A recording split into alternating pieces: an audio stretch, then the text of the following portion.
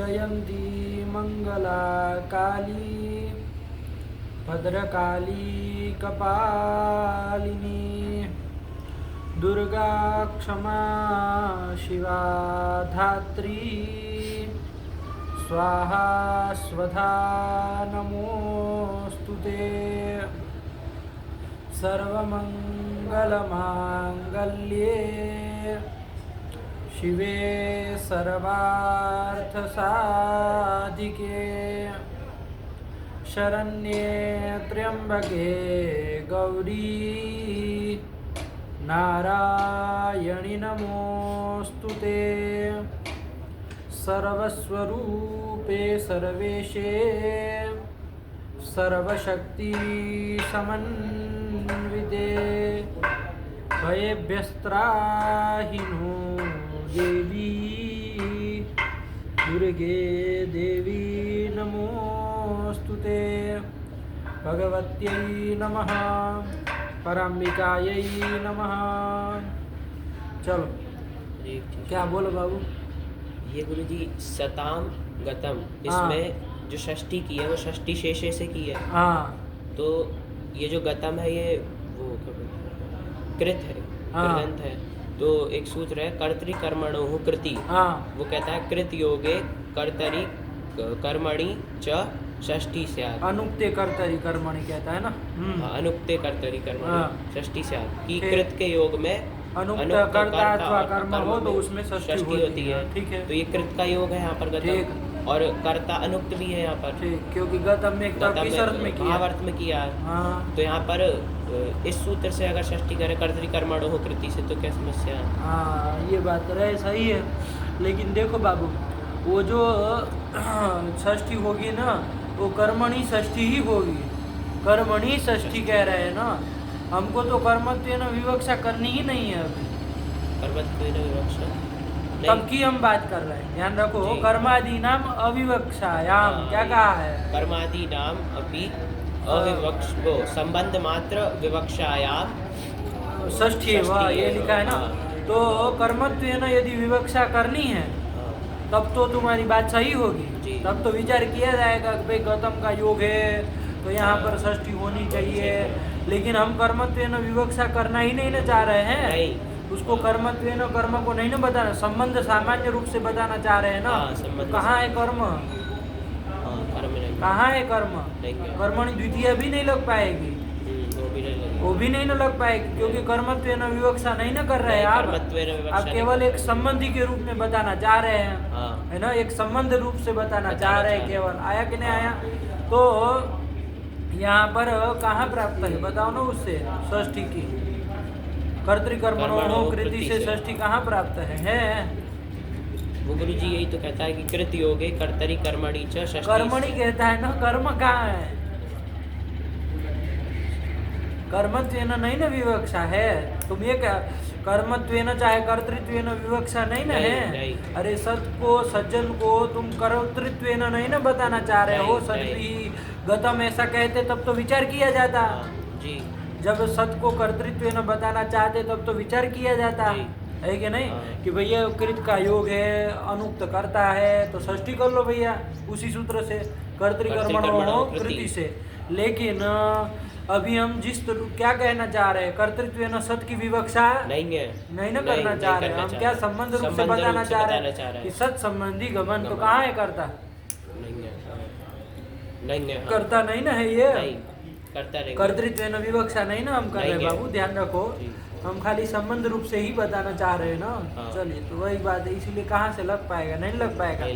अब रही बात कि जब हम कर्तृत्वेन विवक्षा करें तब तो वहाँ पर हम क्या बताए थे, क्या वाक्य बोला जाएगा? गतम। उस अवस्था में प्रश्न आएगा कि अब तो करो षष्ठी, कृदंत का योग है, अनुक्त करता है तो कर्तृत्व षष्ठी कर दो। तो कर्तृत्व नहीं सत को बताना चाह रहे, अब इस पक्ष में कर दो। यदि ऐसा का है तो उसमें भी न लोका व्यय निष्ठा खलर्थ त्रिनाम है कि नहीं है? ये सूत्र है जो षष्ठी का निषेध करने वाला सूत्र है। उसमें निष्ठा आया ना, तो निष्ठा के योग में गतम निष्ठांत तो बन जाएगा ना, बन जाएगा। तो उसके योग में षष्ठी नहीं होती है। आया ना? तो वो निषेध कर देगा, इसलिए क्या बोला जाएगा? सद्विहिगतम, यही बोला जाएगा। उस पक्ष में कह रहे हैं। इस पक्ष में तो प्राप्त ही नहीं है, जब संबंध रूप से विवक्षा है केवलम, कर्मादि की कर्मत्वेन कर्ता की कर्तृत्वेन विवक्षा नहीं है, तब तो प्राप्त ही नहीं ना है। कहाँ है कर्ता कर्म? नहीं ना है। तब फिर यही ना बात, समझे कि नहीं समझे? तब तो प्रश्न ही, इसलिए निषेध वाला सूत्र ही हम नहीं बता रहे।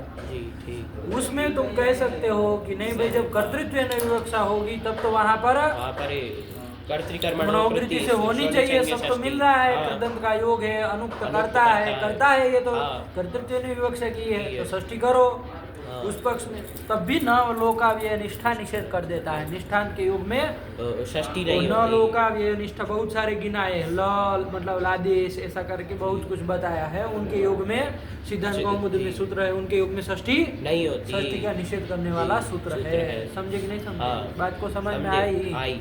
उस पक्ष में जब कर्मत्वेन विवक्षा नहीं, तब तो प्राप्ति ही है ही नहीं प्राप्ति, तो निषेध विषेध तब नहीं करेंगे, प्राप्त ही नहीं है। कहाँ प्राप्त है? समझे कि नहीं? समझे। यही बात है, और कुछ नहीं हो गया। चलो आज लगाए वो पाठ लगे ना, तब ना कि कुछ दिमाग लगाए, इसको कहते दिमाग लगाना। आया कि नहीं? वरना तो बस पढ़ लिए और सुन लिए, बोल दिए। इसको दिमाग क्या लगाना है? जो हम कहे थे उसको तुम दूसरे दिन बोल रहे, तो सब विचार विमर्श करो तब ना बात निकले। समझे कि नहीं? तो चलो ये हो गया आपका। तो क्या करना है? आवर्तन करना है। चलिए, तो अंतिम पाठ में कौन कौन देख लिए थे? विभक्ति और सप्तमी विभक्ति देख लिए थे। अच्छे समझ में आ गए, कोई दिक्कत नहीं है। तो चलो, षष्ठी करने वाला सूत्र तो एक ही था, षष्ठी शेषे, एक ही इसमें दिखा है ना, षष्ठी शेषे। क्या कह दिया कि शेष अर्थ में षष्ठी विभक्ति होती है, शेष षष्ठी। अब विचार आएगा शेष अर्थ क्या है, आया कि नहीं? तो उसके लिए क्या बता दिया कि कारक प्रातिपदिकार्थ व्यतिरिक्त स्वस्वामी भावादि संबंध शेषः, यही शेष है। आया ना? क्योंकि कारक और प्रातिपदिक अर्थ में तो उन्होंने विभक्ति के बताई दी थी, तो वो सब तो अर्थ उक्त हो गए, मतलब कह चुके, निर्णय निरूपण हो चुका है। अब बचा अर्थ क्या है? स्वस्वामी भावादि संबंध। स्वस्वामी भावादि कोई कहे आदि, तो अवयवावयवी भाव, विषय विषय में बहुत सारे हो जाएंगे, है ना? उसकी कोई गिनती नहीं है, 1 2 5 4 नहीं है, बहुत सारे अनंत संबंध होंगे। बोध्य बोधक भाव जो संबंध कहना चाहे, आया? तो वो सारे संबंध में क्या हो जाएगी? षष्ठी हो जाएगी। तो शेष षष्ठी बना। जैसे उन्होंने उदाहरण के रूप में दे दिया राज्ञः पुरुषः, तो राज संबंधी पुरुष। आया कि नहीं? राजा का पुरुष। हिंदी में हम क्या कहते हैं? राजा का पुरुष। तो कोई संबंध है ना दोनों के बीच? कौन संबंध है? स्वामी भाव संबंध है। उसी में क्या कर दिया हमने? षष्ठी कर दी। देखो, राजा का पुरुष कह रहे हैं, तो राजा न करता है, न कर्म है, न करण है, कुछ नहीं ना है। नहीं। राजा का पुरुष नहीं ना, उसको करता कर्म करण कुछ नहीं है। आया ना? तो चलिए, तो को संबंध में यहाँ पर क्या कर दिया जाए? षष्ठी कर दी जाएगी। षष्ठी कर लो भैया, तो राजन से षष्ठी कर लो तो राज्ञः पुरुषः बन जाएगा, राजा का पुरुष। आया कि नहीं? स्वस्वामी भाव संबंध अर्थ में षष्ठी कर दी। लगा। ऐसे और भी अन्य भी तुम बना लोगे ना, अपने से बना लोगे। चलो, ये कर दी। इसके बाद कौन क्या बोलो? दशरथस्य पुत्रः, ये बहुत सुंदर। दशरथस्य पुत्रः रामः। दशरथस्य रामः, सीधा कह दो, ये तो दशरथस्य पुत्रः, ये कह दो। तो यहाँ पर दशरथस्य में षष्ठी की नहीं की है? वो षष्ठी कौन संबंध अर्थ में की? कौन सा संबंध है? जन्य जनक भाव संबंध। आया कि नहीं? जन्य जनक भाव संबंध है। यहाँ स्वस्वामी भाव नहीं है, वो कोई उसका स्वामी है और इसका स्व है, वैसा नहीं ना है। अरे जन्य जनक है। दशरथ है, वो क्या है? वो जनक है। और वो राम जो है वो जन्य है। तो दोनों के बीच का संबंध होगा जन्य जनक भाव संबंध। नहीं है, एक लोग जन्यत्व जनकत्व ऐसे कह देते हैं, है ना? लेकिन हम लोग एक अखंड समुदित संबंध मानते हैं वैयाकरण लोग। आया कि नहीं? स्वस्वामी स्वामित्व स्वत्व ऐसे संबंध कह देते हैं। आया ना? लेकिन हम लोग एक समुदित, एक अखंड ये संबंध मानते हैं। स्वस्वामी भाव, जन्य जनक भाव, अवयवावयवी भाव, इस तरह से मानते हैं। आया ना? तो चलिए, हो ही जाएगा जन्य जनक भाव भाव संबंध हो जाएगा। ऐसे हजारों जगह कर लो, कोई दिक्कत नहीं है। देवदत्तस्य हस्तः वगैरह होगा तो वहाँ कौन संबंध में षष्ठी कर लोगे? अवयवी भाव संबंध में षष्ठी कर लेंगे। तो यही से षष्ठी से सूत्र से षष्ठी कर लेंगे। चलिए हो गया, सरल है ये, कोई बात नहीं है, आ जाएगा। इसके बाद एक बात इन्होंने कही, एक पंक्ति है ना बहुत महत्वपूर्ण है। क्या कह दिया? कर्मादि नाम अपि संबंध मात्र विवक्षायाम षष्ठी एव ये कह दिया कि कर्मादियों के भी संबंध मात्र की विवक्षा हो जाएगी। कर्मादि की भी कर्मत्वेन विवक्षा न हो करके संबंध मात्र रूप से विवक्षा हो जाए। संबंध रूप से ही हम उसको बताना चाहे, आया कि नहीं? कर्तृत्व हम उसको नहीं बताना चाहिए, संबंध रूप से ही बताना चाहिए। तो वहाँ पर क्या हो जाएगी? षष्ठी ही हो जाएगी, क्योंकि अब कर्तृत्व न कर्ता का भान नहीं है, तो फिर कहाँ से कर्तरी तृतीया वगैरह नहीं ना हो पाएगी, षष्ठी ही हो जाएगी। तो वही कह दिया कर्मादि नाम अपि संबंध मात्र विवक्षायाम षष्ठी एव षष्ठी ही हो जाएगी। जैसे बहुत सारे उदाहरण 4-5 दे दिए ना। कहीं पर कर्म की संबंध कर्मत्वेन विवक्षा न करके संबंध रूप से विवक्षा हो गई। कहीं कर्ता की कर दी, कहीं करण की कर दी, कहीं ये 2-3 की है और भी हो जाएगी। जब संबंध रूप से विवक्षा हो जाएगी तो षष्ठी हो जाएगी, कोई बात नहीं है। यही कर दिया। क्या दिया उदाहरण? सताम गतम। यहाँ पर ही बता दो कि किसकी संबंध रूप से विवक्षा करना चाहे। ये सत क्या थे वस्तुतः? ये सत वो थे करता थे ना, वस्तुतः वो करता है, लेकिन अभी उसकी कर्तृत्व विवक्षा न हो करके संबंध रूप से विवक्षा हो गई, आया कि नहीं? इसलिए षष्ठी हो गई। यदि कर्तृत्व विवक्षा होती तो क्या बन जाता? सद्भिः गतम, तब तो कर्तरी तृतीया हो जाती, अनुक्ते कर्तरी तृतीया। लेकिन अभी चूंकि क्या है, अभी संबंध रूप से विवक्षा है, इसलिए षष्ठी सताम। अर्थ क्या हो जाएगा? सत्कर्तृकम गमनम, नहीं सत संबंधी गमनम, ऐसा बोध हो जाएगा। क्योंकि संबंध रूप से विवक्षा की तब न षष्ठी हुई, कर्तृत्व विवक्षा होती तो तृतीया ही करते। चल यही कर दी। इसके बाद दूसरा कौन दिया? इसके बाद आया सर्पिशा। सर्पिशो जानीते आया ना। यहाँ पर क्या है? सर्पिशा जानीते क्यों होगा? सर्पिशो है वो, तो सर्पिशो होगा, सर्पिशो जानीते षष्ठी करके बनाया। तो यहाँ पर क्या है कि किसकी संबंध रूप से विवक्षा हो गई? करण की संबंध रूप से विवक्षा हो गई। यदि करणत्व नहीं करण की विवक्षा होती तो क्या बनता? सर्पिशा उपायेन जानीते मतलब प्रवर्तते, सर्पिश रूपी उपाय के द्वारा प्रवृत्त हो रहा है ना। सर्पिश के कारण प्रवृत्त हो रहा है। सर्पिश मतलब घी के कारण। मान लीजिए भोजन आदि में भोजन करना नहीं था, लेकिन घी था तो चलो खा लिया जाए, ऐसा होता है। तो घी को देख करके घी के कारण प्रवृत्त हो रहा है, तो घी कारण है। लेकिन उसकी कारणत्व विवक्षा नहीं होगी, संबंध रूप से विवक्षा होगी, षष्ठी हो जाएगी। वही कर दिया। क्या बना दिया? सर्पिशो जानीते, ये बन जाएगा। फिर कौन आया? मातुः स्मरति। यहाँ पर किसकी संबंध रूप से विवक्षा कर दी? कर्म की संबंध रूप से विवक्षा कर दी। यदि कर्मत्वेन विवक्षा होती तो मातरम स्मरति, माता का स्मरण कर रहा है। लेकिन संबंध रूप से विवक्षा हो गई तो क्या कर दिए? मातुः स्मरति, ये कर दिया। फिर कौन आया? फिर आया एदो दकस्य उपस्कुरुते। तो एदः कहते लकड़ी को, वो दकम उपस्कुरुते, उदक को उपस्कृत कर रहा है। तो यहाँ पर दक को कर्म था, वो कर्म था, वस्तुतः वो कर्म है। तो कर्मत्वेन विवक्षा होती तब तो क्या कहते? तो कहते एदो दकम उपस्कुरुते, ये बना देते कि लकड़ी जो है वो दक को, उदक को, जल को उपस्कृत कर रही है ना, मतलब गुणाधान कर रही है, अपने गुण का उसमें आधान कर रही है, उपस्कृत कर रही है, ऐसा कर लेते। लेकिन हमें यहाँ पर संबंध रूप से कर्म की विवक्षा हो गई तो बन जाएगा एदो दकस्य उपस्कुरुते, आया ना। फिर आया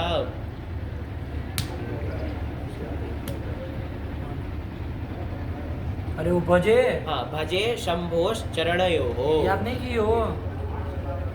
भजे शंभो शरणयोः, है ना। हाँ। तो शंभु हो, शंभु के, वो षष्ठी तो शेषे षष्ठी है, वो तो है शेष षष्ठी वो तो है। अरे शेषे षष्ठी है, समझना जी, बात हाँ, को, है ना। समझे। वो तो अवयवावयवी भाव में ना भाव में, षष्ठी हाँ, मानी जाएगी। अवयवावयवी भाव वहाँ से। कोई अविवक्षा थी और इसलिए षष्ठी हुई, ऐसा नहीं ना नहीं, है। वहाँ पर ऐसा वहाँ नहीं तो है। सुस्वामी भाव अवयवावयवी अवयवावयवी भाव भाव संबंध में ही हुई है षष्ठी है। षष्ठी किससे? है। षष्ठी शेषे सूत्र से, किस पद से?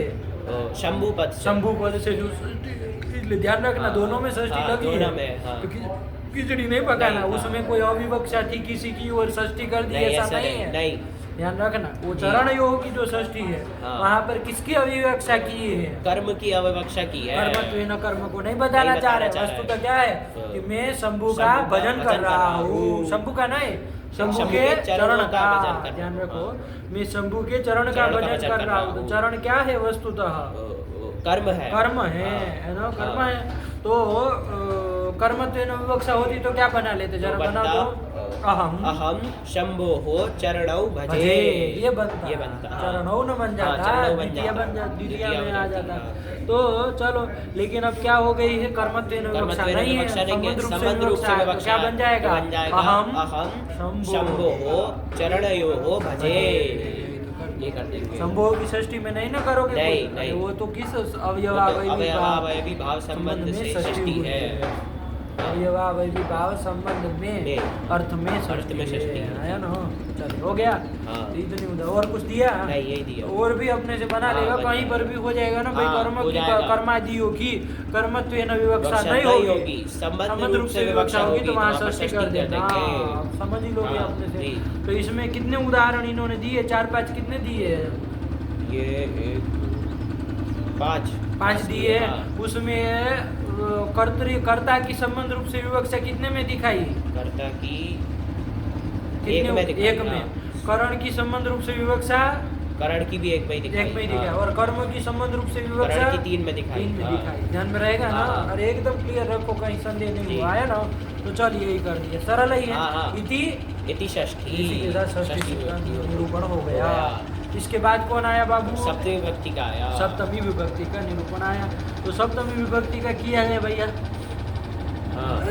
तो सप्तमी विभक्ति करने वाला सूत्र कौन है? तो सप्तम में अधिकरण है, यही ना सूत्र है। तो अनधिकरणे अनभिहिते अधिकरणे सप्तमी स्यात्। तो चकार से किसी अन्य शब्दों से भी होती है। कौन अन्य शब्दों से? दूरार्थक और अंतिकार्थक से शब्दों से भी होती है। तो अभी उनसे मतलब नहीं है। अभी इतना देखो कि अनभिहित अधिकरण में सप्तमी होती है, अधिकरण में सप्तमी होती है। अधिकरण किसको कहते हैं? प्रश्न होगा कि नहीं होगा? तो अधिकरण किसको कहते हैं उसको बताने के लिए संज्ञा सूत्र पहले आ गया। कौन? आधारोधिकरणम आया ना। आया। एकदम साफ रखना, कोई दिक्कत नहीं है ना। आधारोधिकरणम, आधार अधिकरणम, आधार की अधिकरण संज्ञा होती है। आया ना। आया ना। कारकम ऊपर से आ जाएगा। तो आधार कारकम अधिकरण संज्ञम स्यात्, कि आधारभूत जो कारक है उसकी अधिकरण संज्ञा होती है। अब तुरंत जिज्ञासा क्या होगी बाबू? किसका आधार? किसके आधार की अधिकरण संज्ञा? हर किसी के आधार की अधिकरण संज्ञा करने लगे क्या? नहीं। तो कहा कि किसका आधार? तो क्या बता दे? क्रियायाः आधारः कारकम अधिकरण संज्ञम स्यात्। क्रिया का जो आधार आया कि नहीं आया? क्रिया का आधार है ना। वो चाहे उपवेशन क्रिया हो, चाहे अस्थि क्रिया हो, चाहे कोई सी भी क्रिया, उस क्रिया का आधार क्रिया का आधार जो होगा उसकी अधिकरण संज्ञा हो जाएगी। समझ में आया? अब इसको समझने से पहले ध्यान रखना बाबू, क्रिया करके बाबू हमको क्या क्या लेना है क्रिया करके, इसको पहले समझ करके रखना है ना, ताकि फिर आगे जाके गच पच न हो। क्रिया करके बाबू क्रिया शब्द की व्युत्पत्ति के वैचित्र्य से वो 2 अर्थों को बताया है ना। कि क्रियते इति क्रिया, यदि भाव में करोगे तब तो क्रिया किसको बताएगी? व्यापार को बताएगी। लेकिन यदि क्रिया में क्रियते असौ ये व्युत्पत्ति करके क्रिया में प्रत्यय कौन से करे?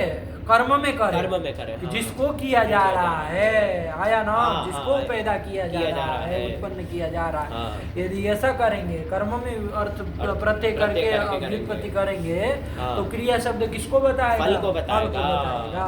समझ में आया? हाँ। तो क्रिया शब्द जो है वो व्यापार को भी बताता है, फल को भी बताता है। आया कि नहीं? हाँ।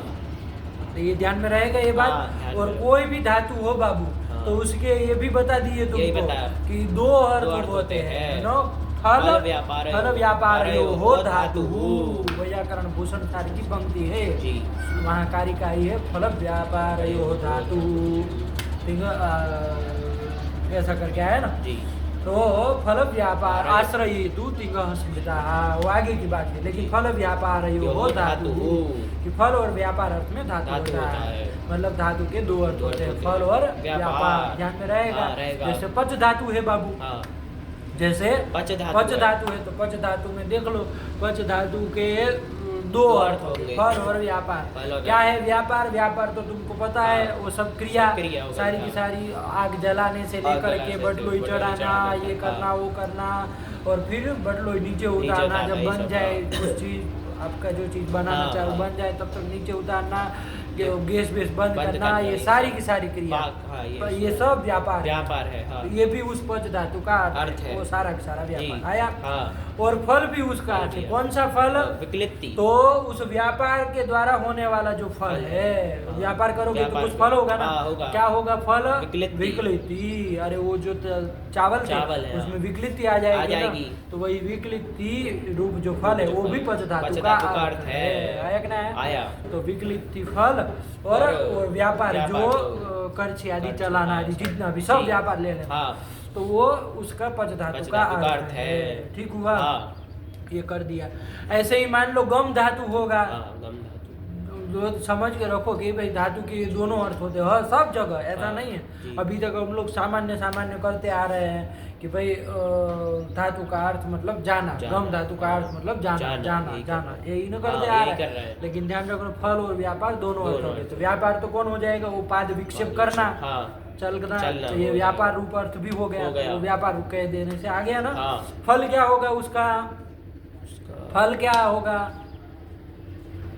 तो उत्तर देश के साथ संयोग, उत्तर देश के साथ संयोग, उत्तर मतलब बाद वाला जो मतलब जहाँ पर जा रहा है उस देश के साथ उसका संयोग हो जाना, यही ना फल है। यही फल है। अरे कोई जाता है तो कहीं पर पहुँचता है ना, कहीं संयोग करने के लिए जाता है ना, तो उत्तर देश मतलब उत्तर दिशा की ओर बढ़ने के लिए नहीं कह रहे, उत्तर देश है ना, मतलब बाद में जिस जहाँ पर वो जा रहा है उस देश के साथ संयोग होना, यही ना फल है। जैसे देवदत्त गांव जा रहा है, तो उत्तर देश कौन है? गांव, उसके साथ संयोग, यही ना फल है। ये फल भी संयोग रूप जो फल है वो भी उस गम धातु का अर्थ है। समझ में आया? तो इस तरह से फल और व्यापार दोनों धातु के अर्थ होते हैं। समझ में आएगा? कोई गड़बड़ नहीं ना? चलिए यही कर लिया। अब यहाँ पर देखो बाबू, ये जब जान लिए, अब आ जाओ यहाँ पर वापिस। क्या अधिकरण संज्ञा किसकी होती है? तो कहा था आधार की होती है। किसके आधार की? तो क्रिया के आधार की होती है, ये भी कह दिए, ठीक रहेगा। तो क्रिया के आधार की अधिकरण संज्ञा होती है, ये आपने कह दिया। अब जैसे कहीं पर देख लिया है एक उदाहरण में, ठीक है ना, क्या लिया है इन्होंने उदाहरण? कटे आस्ते। यहाँ पर देवदत्त कटे आस्ते, उदाहरण देवदत्त कट पर चटाई पर बैठ रहा है, चटाई में बैठ रहा है, ये कह रहे। तो यहाँ पर कट की अधिकरण हमको संज्ञा करनी है, करनी है ना, करनी है। तो होगी कि नहीं होगी? आया कि नहीं? देखा जाए सीधे आया। तो यहाँ पर क्रिया जो है बाबू, कौन सी क्रिया है? यहाँ पर उपवेशन क्रिया है, बैठने की क्रिया है कि नहीं? उस उपवेशन क्रिया का जो आधार है ना, उसकी ना अधिकरण संज्ञा होगी। तो उसका आधार सीधे यदि साक्षात संबंध से देखने जाओगे तो कट हो रहा है क्या? नहीं हो रहा। कट सीधा हुआ उपवेशन, अरे कट नहीं ना बैठ रहा है, कट नहीं बैठ रहा। उपवेशन क्रिया सीधे कट में नहीं आ रही, नहीं ना बैठ रही है, सीधे। तो इसीलिए उन्होंने थोड़ा जोड़ करके बनाया कि भाई कर्तृकर्म द्वारा जो क्रिया का आधार बनेगा, कर्ता और कर्म के माध्यम से द्वारा बना करके उसको बीच में रख करके जो क्रिया का आधार बनेगा। मतलब सीधा सीधा परंपरा संबंध से यही ना कहना चाह रहे संबंध से, हाँ, जो क्रिया का आधार बनेगा उसी की क्या हो जाएगी, उसी की अधिकरण संज्ञा हो जाएगी। अब यहाँ पर देखो साक्षात संबंध है ना, उपवेशन क्रिया जो है वो तुम्हारी कट में नहीं आ रही थी, लेकिन कर्तृ द्वारा आ जाएगी कि नहीं आ जाएगी? कर्तृ द्वारा आ जाएगी, क्योंकि उपवेशन क्रिया जो है वो वस्तुतः किसमें रह रही है? देवदत्त में रह रही है। वो देवदत्त किसमें बैठ रहा है, किसमें रह रहा है? उसका चटाई में बैठ रहा है। तो ये उपवेशन क्रिया जो है वो देवदत्त के द्वारा परंपरा संबंध से किसमें आ जाएगी? कट में आ जाएगी। कट में आ जाएगी। वो परंपरा संबंध क्या है वो तुमको बता दिया है, शास्त्रयाश्रयत्व संबंध। आया कि नहीं? घटाना हो तो घटा लो, स्वम करके किसको लेना है? जिसको ले जाना है, तो क्रिया को न ले जाना है, तो स्वम से लिया क्रिया, उपवेशन क्रिया। उसका आश्रय कौन है बाबू? उसका आश्रय है देवदत्त। आया ना? उसका आश्रय कौन है? कट। आश्रय मतलब आधार। उसका आश्रय कौन है? कट है। तो स्वाश्रय आश्रय कट हुआ, स्वाश्रय आश्रयत्व किस में जाएगा? कट में जाएगा। तो इस संबंध से वो जो क्रिया है उपवेशन क्रिया वो किसमें आ गए? कट में आ गई। तो क्रिया का आधार हो गया कि नहीं हो गया? लेकिन कैसे? वो साक्षात नहीं हुआ, कर्तृ द्वारा कर्ता में होकर के ना आया। स्वाश्रय कर्ता न बना था, स्वाश्रय आश्रयत्व संबंध से कर्ता के द्वारा वो जो उपवेशन क्रिया वो कट में आ गए, तो क्रिया का आधार हो गया कट। उसकी क्या हो जाएगी? अधिकरण संज्ञा हो जाएगी। अधिकरण संज्ञा हो जाएगी। तो क्या हो जाएगा? अनभिहित अधिकरण में सप्तमी भी हो जाएगी। आस्ते के ते के द्वारा तो कौन उक्त है? कर्ता उक्त है। अधिकरण क्या है? अनुक्त है। तो अनुक्त अधिकरण में सप्तमी हो जाएगी। तो क्या बन जाएगा? कटे बन जाएगा। तो देवदत्त कटे आस्ते। इस तरह से करना आया जी। कहीं कहीं बाबू ये कर्तृ द्वारा क्रिया का आधार बना है, कहीं कहीं कर्म द्वारा भी बनेगा। उसका उदाहरण, दूसरा उदाहरण उसका दे दिया कि भैया कर्म द्वारा भी क्या बनेगा? क्रिया का जो आधार बनेगा उसकी भी क्या होगी? अधिकरण संज्ञा होगी। उसका उदाहरण क्या दे दिया उन्होंने? पचती है ना, कि देवदत्त थाली में चावल को पका रहा है। आया कि नहीं आया? तो यहाँ पर अब ये जो थाली है उसको ना अधिकरण बना रहे हैं। तो कब होगी वो अधिकरण? जब वो क्रिया का आधार हो, तब ना, तभी होगी। तो क्रिया कौन सी क्रिया है यहाँ पर? तो यहाँ पचती का ना, तो पच धातु क्रिया क्या है? तो दो न निकलेगी। अरे यदि व्यापारात्मक क्रिया देखोगे तब तो वो पकाना रूप जो पूरी क्रिया है वो सब आएगी। लेकिन फलात्मक क्रिया देखोगे तो विकलित क्रिया, तो वही ले लिया जाए। तो क्रिया करके लिया विकलित क्रिया। आया ना? आया। विकलित क्रिया हुई। उस विकलित क्रिया का साक्षात आधार देखने जाओगे तो कौन होगा? ओदन होगा। वो थाली नहीं ना हो रही। वो विकलित जो है उस थाली में विकलित नहीं ना आ रही। अरे मृदुता जो उस थाली में नहीं, थाली तो अपनी जैसी कठिन है वैसी ही है ना। वो मृदु नहीं ना हो जाती है पाक करने से। तो विकलित रूप जो क्रिया है उसका साक्षात देखने जाओगे आधार तो कर्म बनेगा। लेकिन कर्म द्वारा परंपरा संबंध से स्वाश्रयाश्रयत्व संबंध से तुम अधिकरण देखोगे, आधार देखेंगे तो कौन होगा? वो थाली हो जाएगी। कैसे? तो घटा लो स्वाश्रयाश्रयत्व, स्वम करके जिस क्रिया को ले जाना उसी को लिया जाए। स्वम विकलित क्रिया, तदाश्रय कौन हो जाएगा? ओदन हो जाएगा।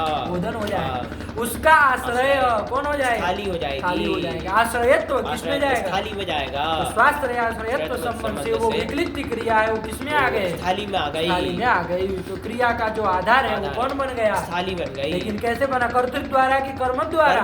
कर्म के माध्यम से न हुआ है, तो कर्म द्वारा ये क्रिया का आधार हो गई। इसलिए इस थाली की क्या हो जाएगी? अधिकरण संज्ञा हो जाएगी। और तुमको पता ही है पद्धति के द्वारा वो अनभिहित अधिकरण अनभिहित अधिकरण में सप्तमी कर लो, तो सप्तमी कर लोगे तो स्थाल्याम बन जाएगा।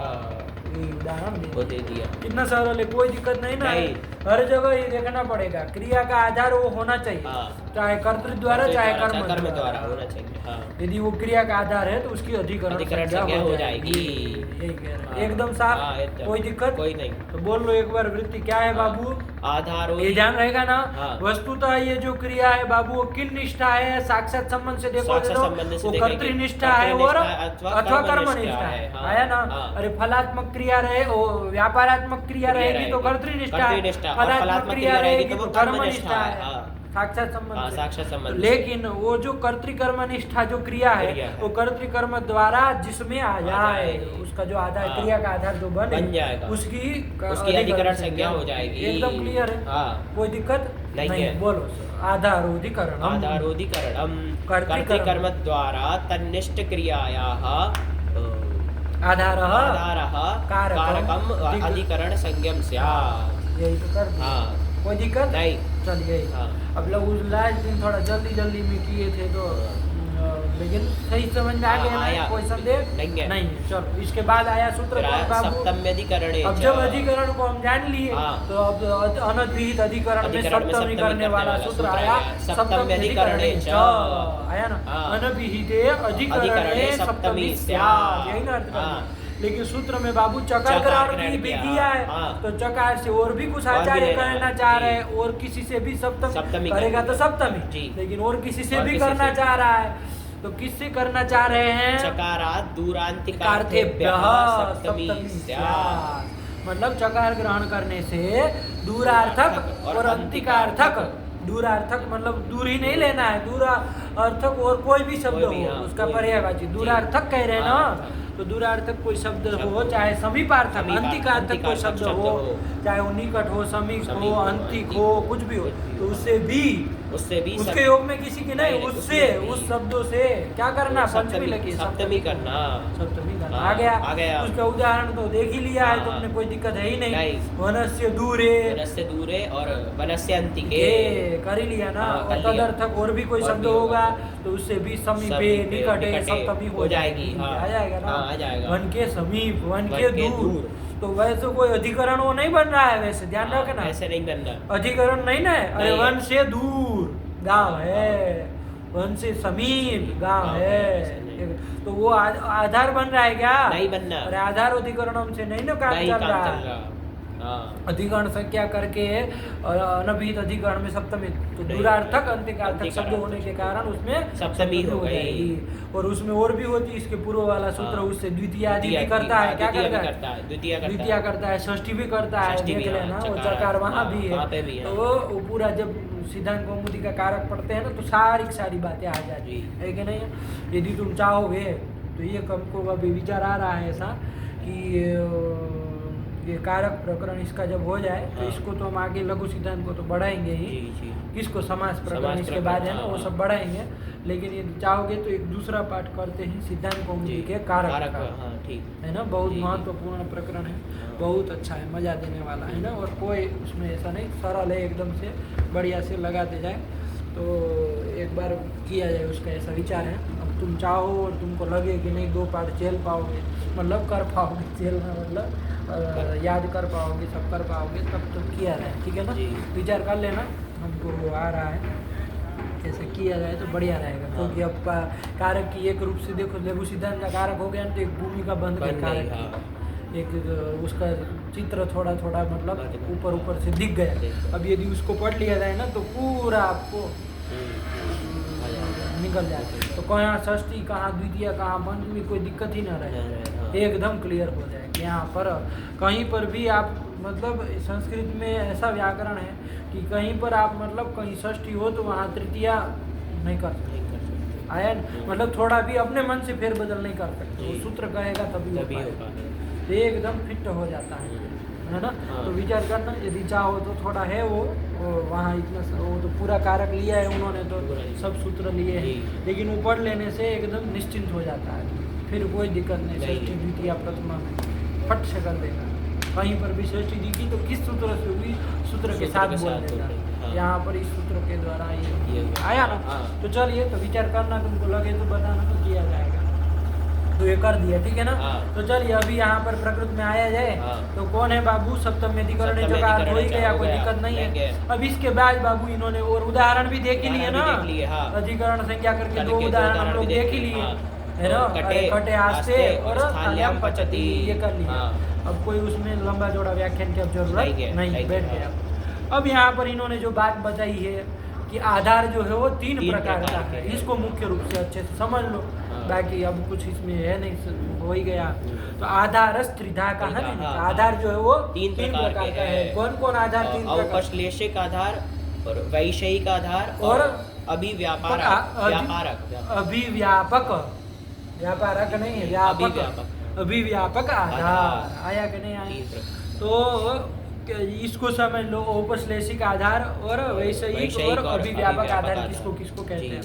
तो औपश्लेषिक आधार के लिए क्या बताया तुमको कि उपश्लेष, पहले तो इसको जानो। उपश्लेष मतलब संयोग समवाय आदि संबंध, उसी को कहते हैं उपश्लेष, आया ना।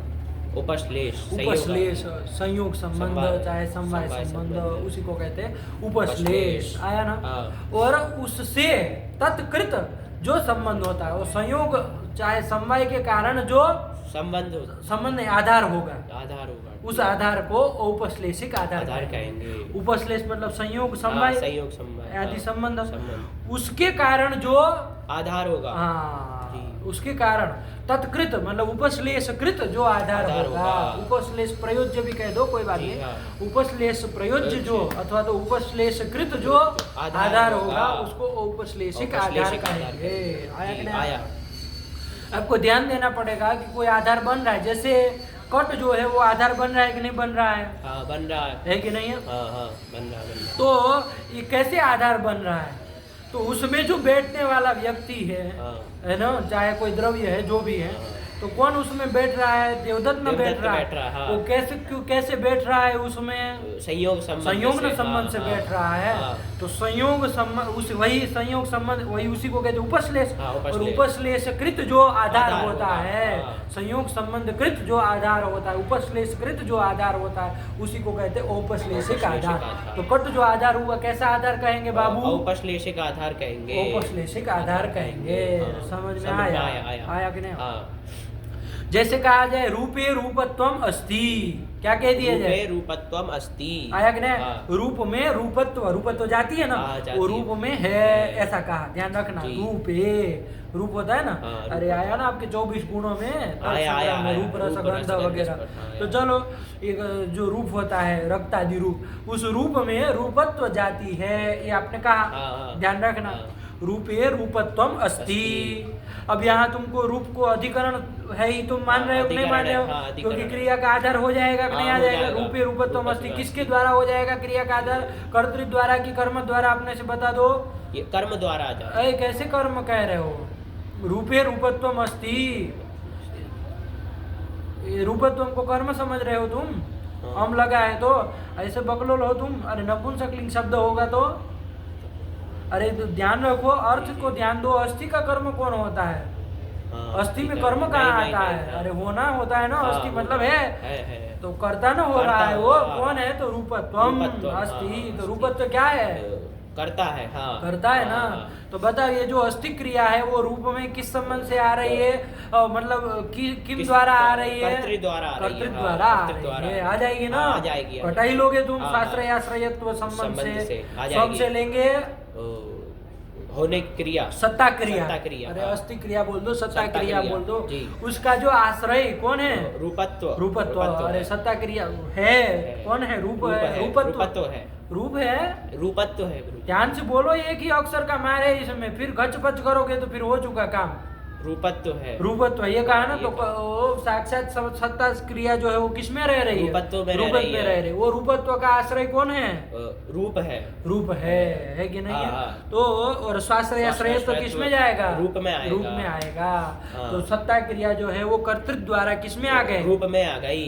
तो रूप जो है वो अधिकरण बन जाएगा, अधिकरण में सप्तमी हो जाएगी। रूपे रूपत्वम अस्ति, ये वाक्य बन जाएगा, कोई दिक्कत नहीं। हमको देखना है कि ये रूप जो अधिकरण बना, आधार बना, वो कैसा आधार है? 3 तरह के आधार में से ये देखना है ना। तो यहाँ पर देखो ये रूपत्व रूप में रहा, किस संबंध से रहता है? रूपत्व जाति है ना, जाति है वो व्यक्ति में किस संबंध से रहती है?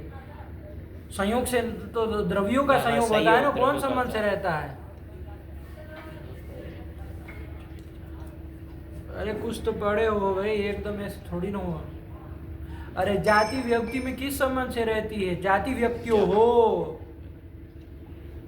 जाति व्यक्ति हो, अरे गुण गुणिनो हो, जाति व्यक्ति हो, कौन संबंध होता है भाई? समवाय संबंध। हाँ, तो किस संबंध से रह रही है? समवाय संबंध से समवाय संबंध से रहती है ना। जाति जो है रूपत्व जाति, वो रूप में किस संबंध से? समवाय संबंध से। समवाय संबंध से।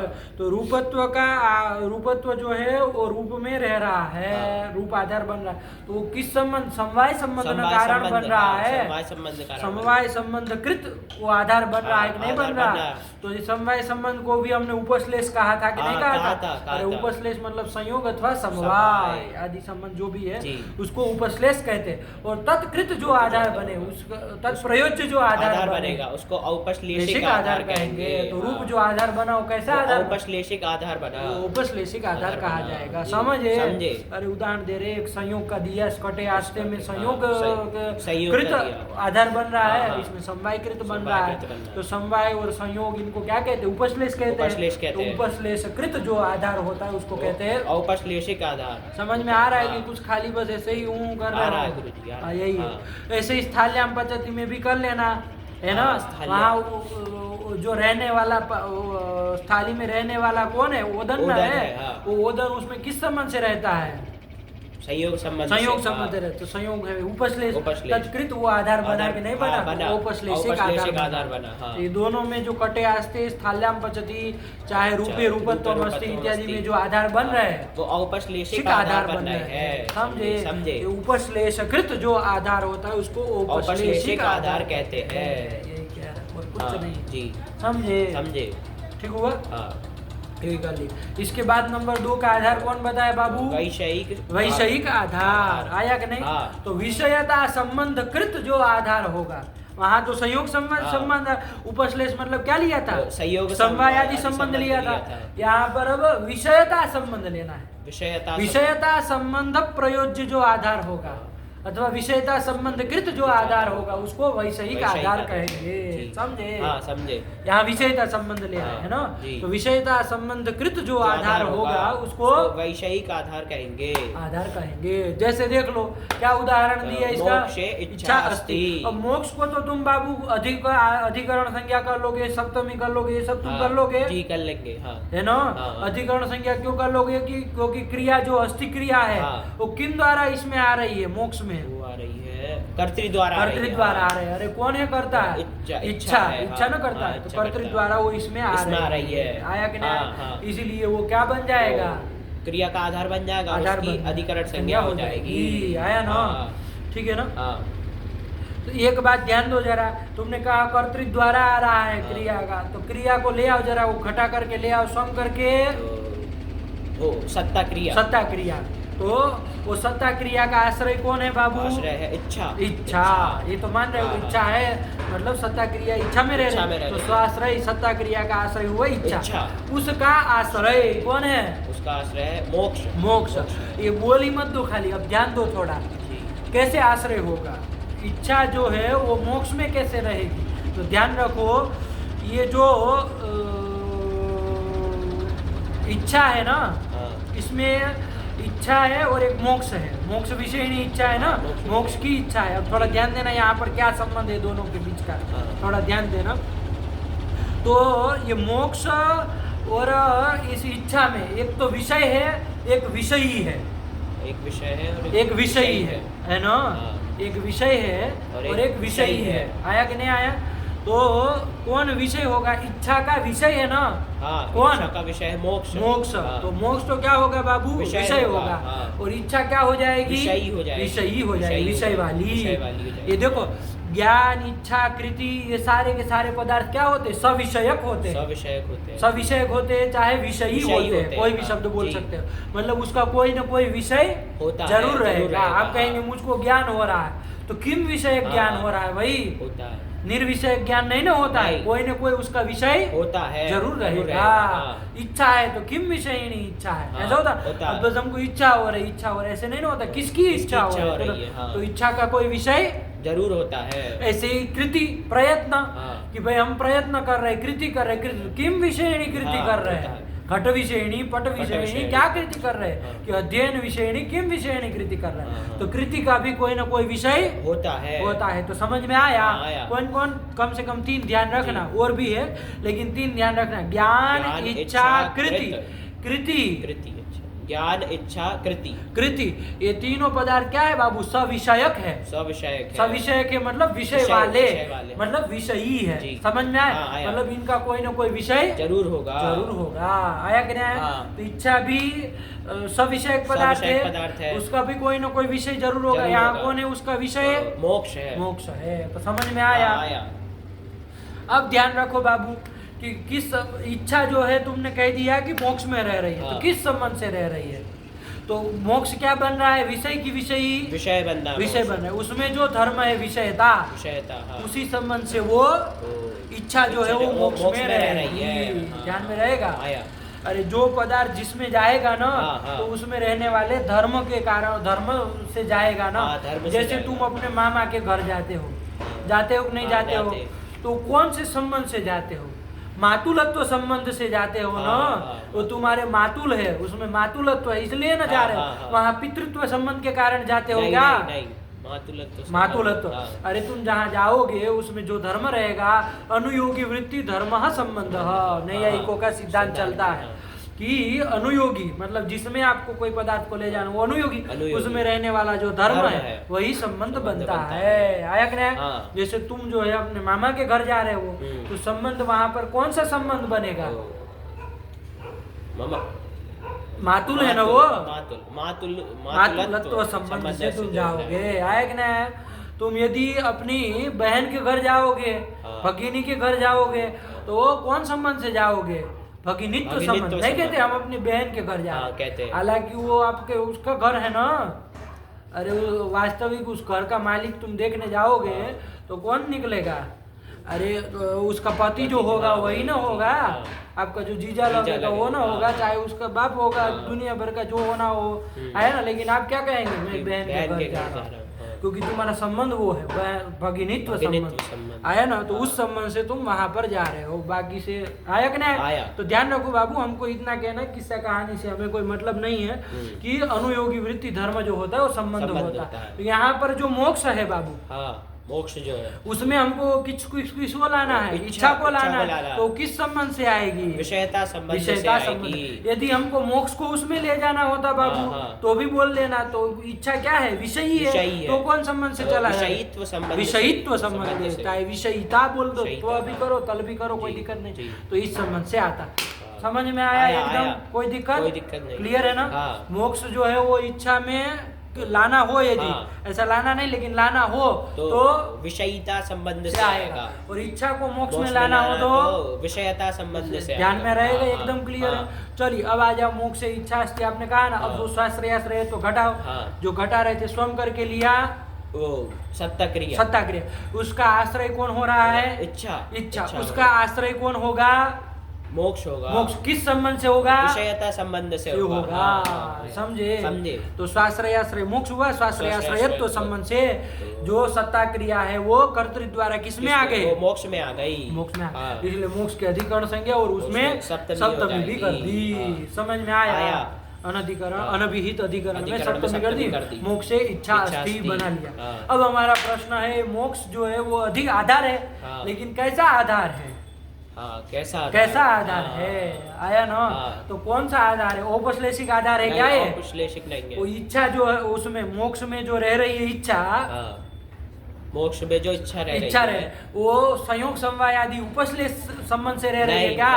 नहीं ना रह रही है। किस संबंध से रह रही है, विषयता संबंध से रह रही है। विषयता संबंध कृत जो आधार बनता है उसको वैसे ही आधार कहते हैं। समझे? यही है विषयता संबंध से जो आधार बनता है उस आधार को वैषयिक आधार कहते हैं। समझे? हाँ। यही बात है, जी। ठीक है ना? हाँ। थोड़ा ध्यान से लगाना इसको, पदार्थ को। अरे एकदम साफ है, ऐसा नहीं है कि कहीं जहाँ मन चाहे वहाँ विषयता संबंध वैषयिक आधार कह दिया, जहाँ औपश्लेषिक कह दिया, ऐसा नहीं है, एकदम व्यवस्थित है। यहाँ औपश्लेषिक आधार है, यहाँ वैषयिक आधार है, एकदम सटीक रूप से। ऐसे ही खाली कह देने से नहीं चलेगा कि नहीं वैषयिक आधार है। अरे क्यों वैषयिक आधार है? क्योंकि वो विषयता संबंध से वो क्या बन रहा है? आधार बन रहा है ना? तो इसलिए वो क्या होगा बाबू? वैषयिक आधार बनेगा। वैषयिक आधार बनेगा। समझ में आया? जी एक चीज क्या बोलो? ये इसमें ये जो औपश्लेषिक में उपश्लेष, ये संयोग समवाय संबंध आदि करके कौन सा संबंध लेंगे? बस अभी संयोग समवाय लेकर के चलो, इतना जानो, दो को तो बेटा हो, आदि से और भी लिए जाएंगे, है कि नहीं है? हाँ। लेकिन अभी संयोग समवाय आदि को लेकर के, सामान्य रूप से लेकर के चलना, संयोग समवाय तो है कि नहीं, इसको लेकर के चलो। स्वरूप आदि संबंध भी ले लिए जाएंगे, कोई दिक्कत नहीं। अभी संयोग समवाय लेकर के चलो, आया ना? हाँ। अरे स्वरूप संबंध भी हो जाएगा ना।